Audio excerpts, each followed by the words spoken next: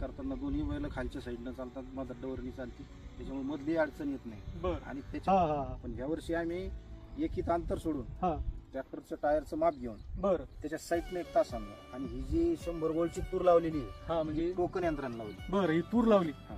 आणि आता या तुरीचा फायदा असा होतो की पहिल्या वेळेस आम्ही तुरी सलग सारख्या पेरायचो, ते पाण्यानं उन्ही लागून ते ऊन खराब होऊन त्या जळून जायच्या नेहमीच. परंतु आता याचा असा फायदा झाला की तिसऱ्या दिवशी तुरीचा जो वाफ आहे तो कोरडा होऊन जातो. हो ना. तूर हे पीक पावसाला अतिसंवेदनशील आहे. म्हणजे जास्त पाऊस झाला तर तुरीला तो मर रोग लागतो, फिजारी विल्ट म्हणतो आपण त्याला. बघा, भाऊंनी अतिशय योग्य पद्धतीनं एक या BBF चा अतिशय उत्तम असा वापर केलेला आहे. हे जे तुम्हाला अंतर दिसते, हा हा. एकूण आता आपण 5 तास टाकलेत मधले. बरं. आता एकूण हे जवळपास 2-2.5 तास हे याला हवा आणि ऊन देणार, हा हा हा.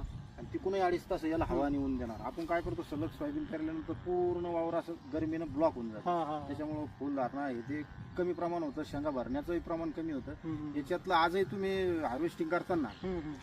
सोयाबीन काढताना इकडचं जे तास आहे हा. हे खूप याचा दाना जाड आहे. बरोबर बरोबर. बरं, शेतकरी बंधूंनो, पिकाला जर योग्य हवा, योग्य सूर्यप्रकाश जर मिळाला तर प्रकाश संश्लेषण क्रिया चांगली होते आणि हे पिकं आपले जास्तीचं अन्न तयार करतात. आणि निश्चितच जास्तीचं अन्न तयार केल्यामुळे उत्पादनामध्ये अशी भरघोस वाढ होते.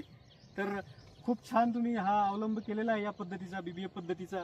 आणि जर जास्त पाऊस झाला तर पाणी हे या सरीद्वारे निघून जाते.